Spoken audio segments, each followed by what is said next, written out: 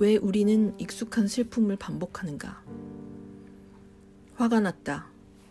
철저히 두 손 놓은 채 거짓말로 일관하는 국가와 애끓는 울부짖음 너머에서 허망하게 가라앉는 세월호를 보며 화를 멈출 수가 없었다.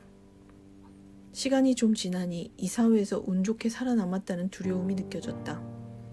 나는 더 이상 재난을 멀찍이서 지켜보는 자리에 있지 않았다. 나는 세월호 참사의 목격자였고 고통은 내 안에서도 새겨졌다. 더 이상 이런 죽음은 없어야 한다는 절박감이 엄습했다. 세월호가 2014년 4월 16일 그날만의 문제가 아니었음을, 4월 16일 이전과 이후의 문제가 겹쳐 있음을 깨닫는 데는 그리 오랜 시간이 필요하지 않았다.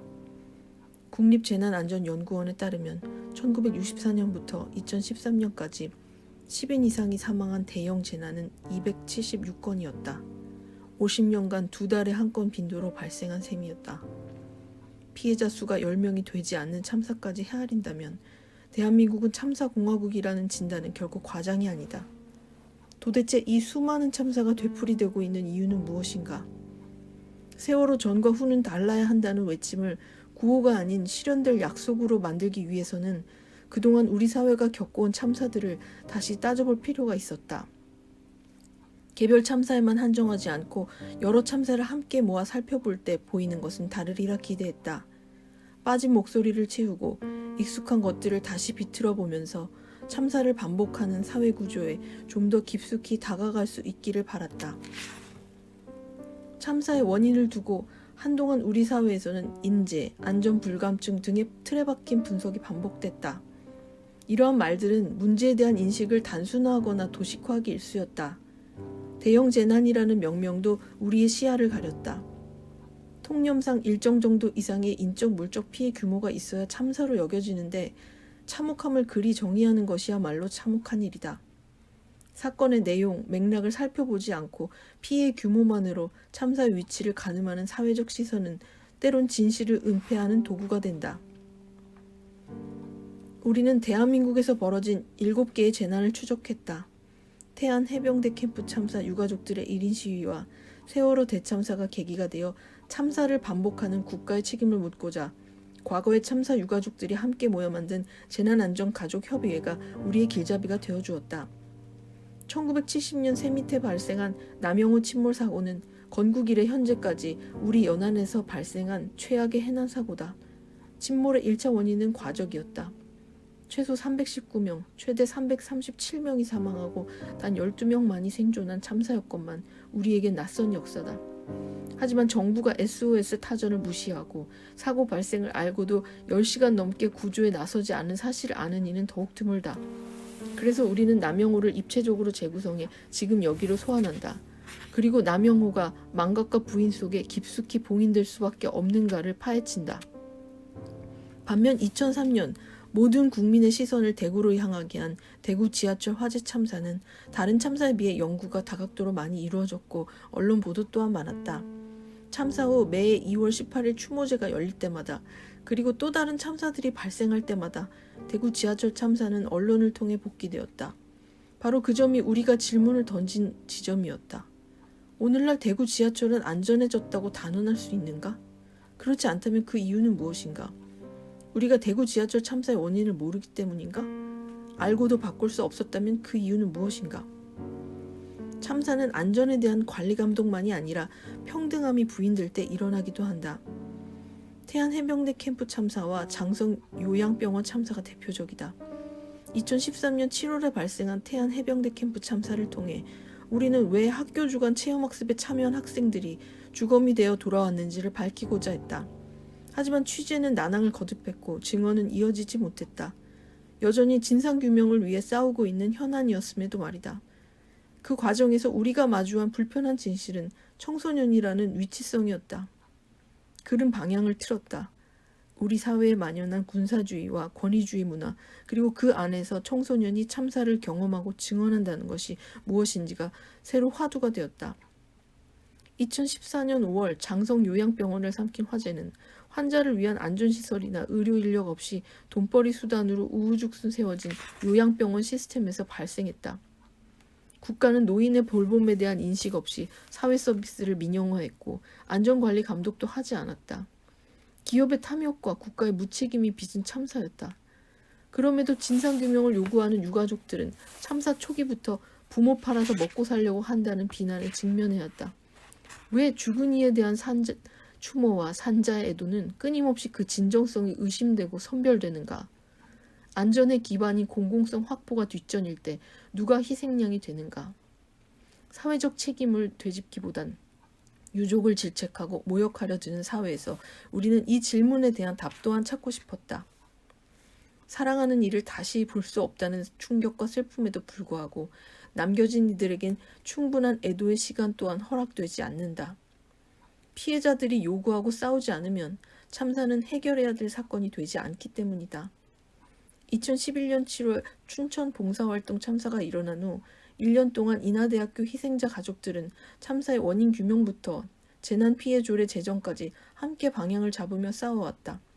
그나마 승리했다고 평가되는 이 싸움에서 우리는 무엇을 배울 수 있을까?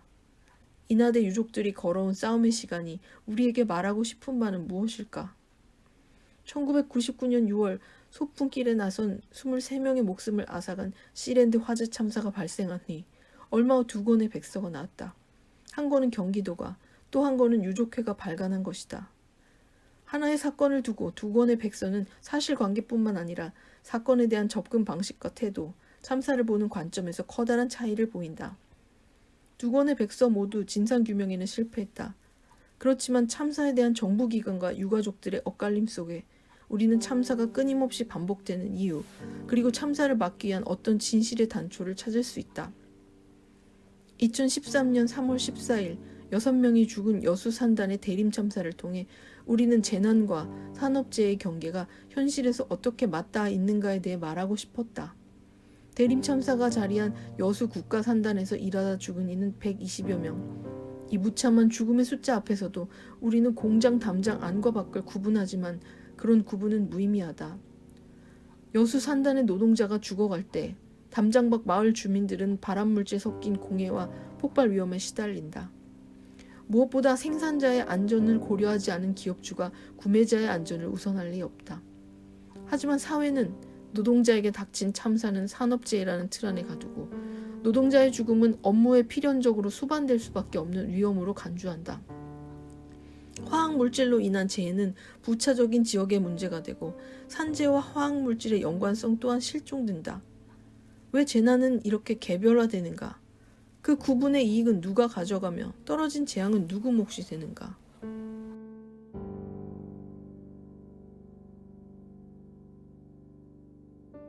기록할수록 우리는 더 많은 질문과 마주했다.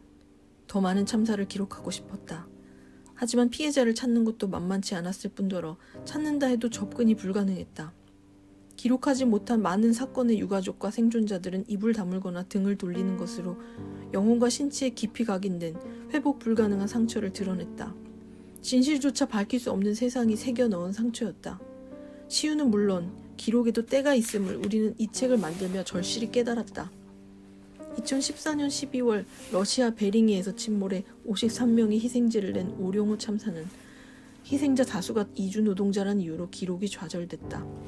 유족들이 급하게 시신을 수습해야 하는 출입국 제도의 문제와 낯선 언어, 그리고 미비한 지원체계 속에서 기록은 고사하고 참사의 수습과 피해 구제조차 기대하기 어려웠다. 2007년 허베이 스피리트호의 기름 유출 사건으로 태안의 생태계와 주민들은 큰 피해를 입었다.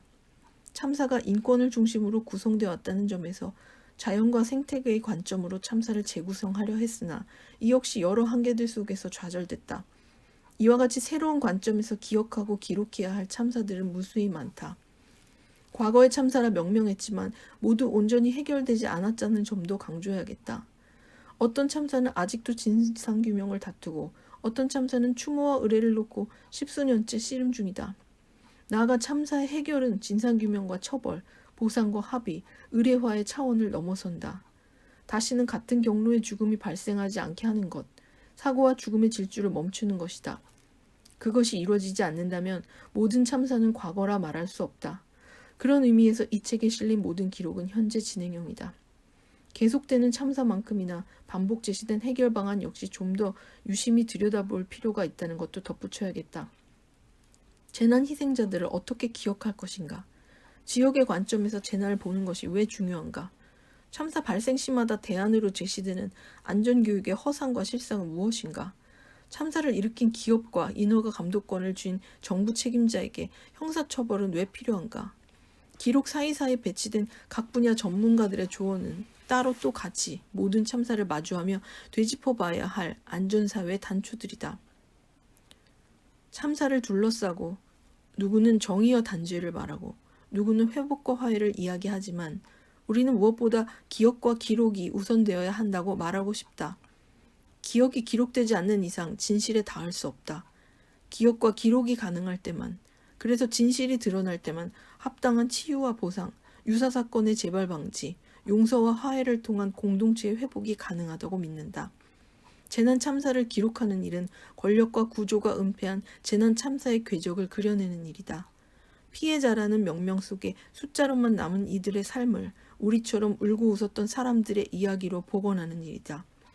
또한 동료 시민으로서 참사의 피해자와 유가족의 곁에 서는 과정이며 반복되는 재난을 멈추기 위한 동시대인으로서의 책임감을 확인하는 자리다. 우리는 이 책을 통해 독자들이 재난 참사를 구조적으로 이해한다는 것이 무엇인지 깊이 생각해 볼 수 있기를 바란다. 각 사건을 현미경처럼 들여다보고 또 개별 사건을 넘어 사건들을 연결해 보면서도 보길 바란다. 한국 사회 정치, 경제, 사회, 문화적 요소들이 어떻게 작동하며 서로 어떤 관계를 맺고 재난을 발생시키는지 살펴보길 바란다. 참사를 만드는 권력관계와 구조의 견고함을 파악하고 그 속에서 우리가 어디에 서 있는지를 되짚어보자. 그럴 때만이 모두의 안전을 위해 우리가 무엇을 요구하고 어떠한 변화를 만들어내야 하는지 가늠할 수 있을 것이다. 참사공화국에서 살아가는 우리에게 유일한 위안은 참사에 대한 사회적 인식의 지평이 조금씩이나마 확장되어 왔다는 사실이다. 유가족들의 눈물겨운 투쟁이 빚진 변화였다. 매 참사마다 안전한 사회를 요구하며 싸워왔던 유가족들이 있었기에 미흡하나마 각종 안전시설과 제도, 조례 등이 만들어졌다. 시민과 시민사회의 성숙 역시 사회를 성장시켰다. 1995년 삼풍백화점 참사에서 생존자 구호와 유가족 지원에 힘을 모으던 시민들은 2003년 대구 지하철 참사가 발생하자 시민단체와 함께 거리로 나섰다. 진상규명과 책임자 처벌, 지하철 안전운행 대책 마련을 요구하는 시민들의 목소리가 대구를 달궜다. 그리고 2014년 세월호 참사, 세월호 기밀을 자초한 전국의 평범한 시민들은 3년이 지난 오늘까지도 잊지 않겠다는 다짐을 실천하며 새로운 사회를 불러오고 있다. 또 하나 주목할 변화는 참사를 인권의 언어로 말할 수 있게 되었다는 점이다. 안전한 삶은 모든 사람이 누려야 할 권리이며 모든 사람은 재난을 초래한 환경과 이유를 포함한 진실을 알 권리를 가진다. 이 또한 홀로 온 것이 아니다. 유가족들과 시민들이 함께 일군 결실이다. 세월호 참사를 계기로 만들어진 존엄과 안전에 관한 4.16 인권선언은 인간의 존엄은 타인과의 관계 속에서 협력하며 살아갈 때 지켜질 수 있다고 선언한다. 안전사회는 우리가 함께할 때 건설되는 것이다. 이 책을 읽는 당신도 그 힘의 한 축이 될 수 있다. 당신이 적극적으로 읽어내는 만큼 세상은 변한다. 유가족들이 내일을 살아낼 힘이 쌓인다. 재난을 나의 문제로 상상하고 함께 실천하는 사람으로 한 발 내딛기를 바란다. 따져보고 질문을 던지고 대안을 상상해보자. 2014년 4월 16일 이후 다시 맞는 세 번째 봄. 4.16 세월호 참사 작가 기록단은 매해 새로운 봄을 기다리며 기록을 만들어 왔다. 이 기록 역시 죽은 이들의 유지와 산 사람들의 간절함이 맞닿아 탄생했다. 꼬박 2년 6개월이 걸린 이번 작업을 사구평화재단이 종잣돈을 내어 응원해 주었다. 박정희 정권의 사법살인 피해자인 인혁당 사건의 희생자 유가족들이 재난참사 유가족들에게 건넨 연대의 가슴이 따스해졌다. 서해 문집이 어려운 출판 환경에서도 우리의 완주를 독려했다. 출판의 사회적 역할을 다시금 배웠다. 마지막으로 우리가 기억하고 기록하고 애도할 수 있도록 길을 놓아준 유가족들과 생존자들, 그리고 그 곁을 지켰던 이들의 증언과 용기에 말로 다 담을 수 없는 감사와 미안함을 전한다. 그 걸음에 비추어 우리가 오늘을 살았다. 이제 우리가 당신들이 살아갈 내일을 만들 힘을 함께 채워갈 차례다. 2017년 4월 4.16 세월호 참사 작가 기록단 재난 참사 기억 프로젝트 팀